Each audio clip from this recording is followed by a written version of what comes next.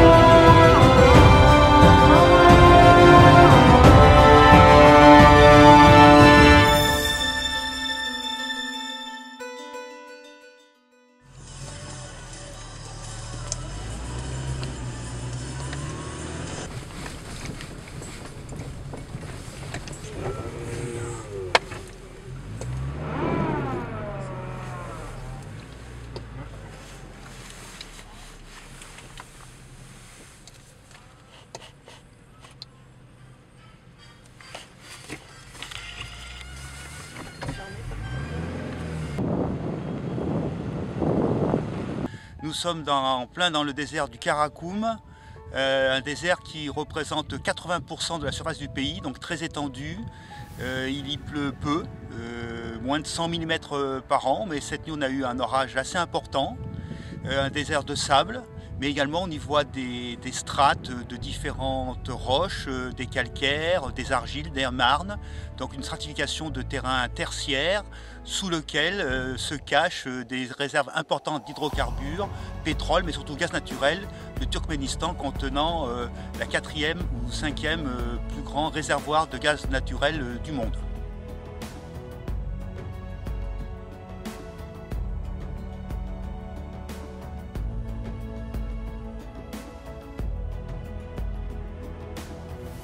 Alors un désert, souvent c'est un plateau, c'est une région plutôt plate. Il y a des déserts rocheux, des déserts sableux. Celui-là il est sableux, il est formé de dunes avec des côtes dues au vent qui souffle. Et qu'est-ce qu'un sable? Eh bien, un sable c'est une roche, sauf que c'est une roche meuble. On dit que c'est une roche détritique parce qu'elle est formée par usure de roches préexistantes. Formée donc de particules, et par définition un sable est formé de particules de moins de 2 mm de diamètre, parfois encore moins, comme ici il est extrêmement fin ce sable, c'est un pauvre sable blond. Et vu d'un peu plus près, les particules ce sont en fait des fragments de minéraux, donc beaucoup de minéraux clairs, quelques minéraux sombres. Et une observation encore plus près par un microscope, voire un microscope électronique à balayage, pourrait nous révéler l'histoire de ce sable, comment il a été formé, comment il a été érodé. Les grains usés par la mer sont émoussés et luisants, et ceux usés par le vent sont ronds et mats.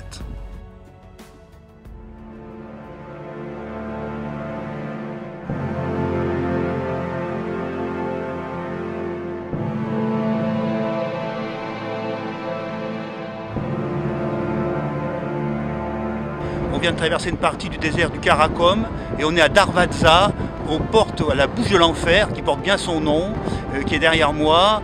C'est du gaz méthane qui flambe depuis 1971. C'est un forage de recherche de gaz à l'époque soviétique qui a mal tourné.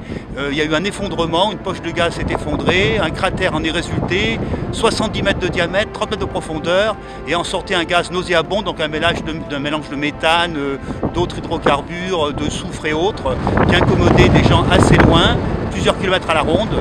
Donc l'idée, ça a été d'y mettre le feu pour brûler le stock, on pensait en quelques jours, voire quelques semaines, et ça dure depuis 47 ans.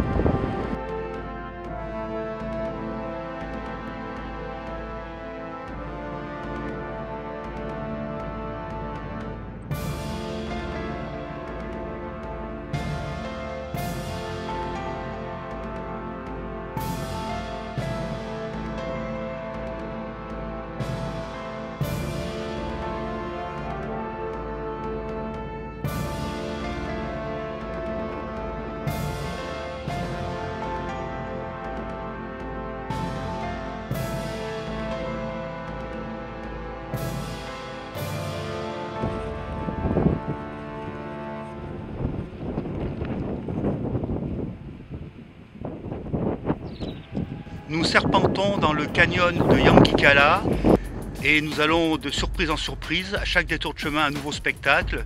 La nature nous gâte. Ici, des strates bicolores, varicolores, du blanc au rose, d'argile, le tout sculpté par l'érosion.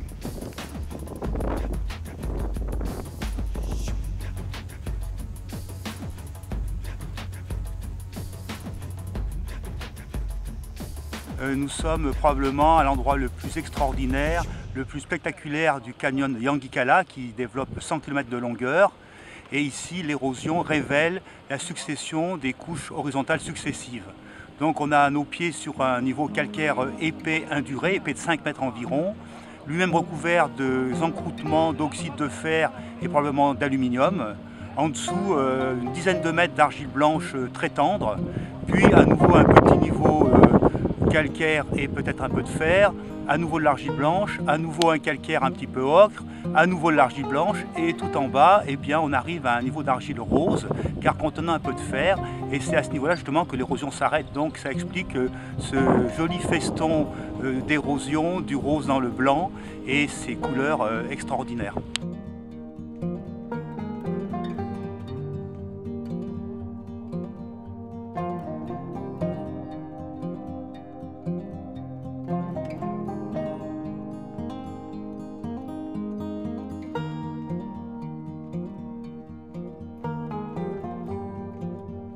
Nous sommes à Kemel Ata, au Turkménistan. Nous avons descendu un petit peu dans la colonne stratigraphique. Nous avons vu des couches plus basses.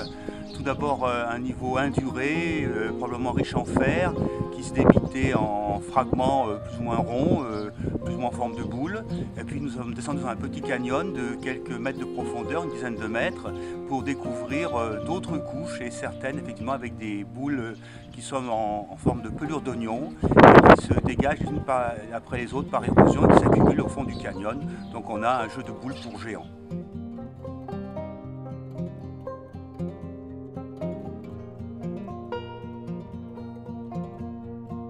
Nous sommes devant l'immense lagune de Karabogaz qui fait 150 km de long, 100 km de large et qui est en communication avec la mer Caspienne.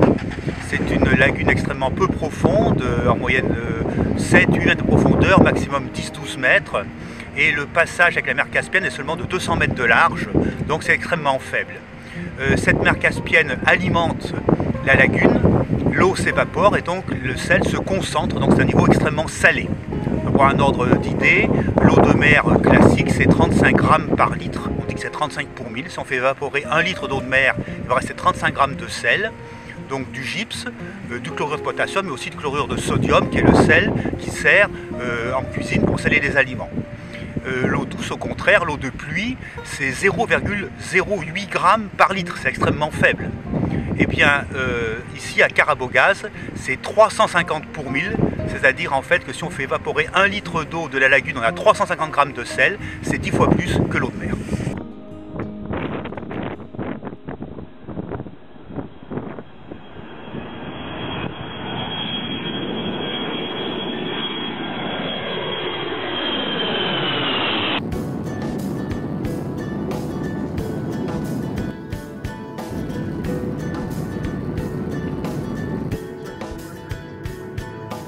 Donc ce matin, un vol intérieur Turkmenbashi Ashgabat pour Ashgabat, la capitale, pour la rejoindre par un vol intérieur Turkmenistan Airlines. Et de là, on a pris un bus pour faire 95 km vers le nord-est en longeant la chaîne du Köpetbag, frontalière avec l'Iran. Ici, nous sommes à peu près à une centaine de kilomètres de l'Iran.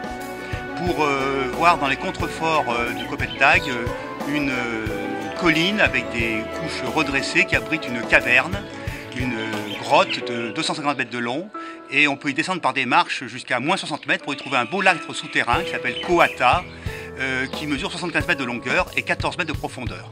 Donc on s'y est baigné et ces eaux sont un peu salées, elles sont chaudes, 33 à 38 degrés, elles sentent l'œuf pourri, donc H2S, sulfure d'hydrogène, et tout ça c'est bon pour la santé, c'est bon pour l'asthme, pour les maladies de la peau, pour les maladies psychosomatiques, ça calme les maladies nerveuses, donc c'est un cadeau de la Terre pour la santé.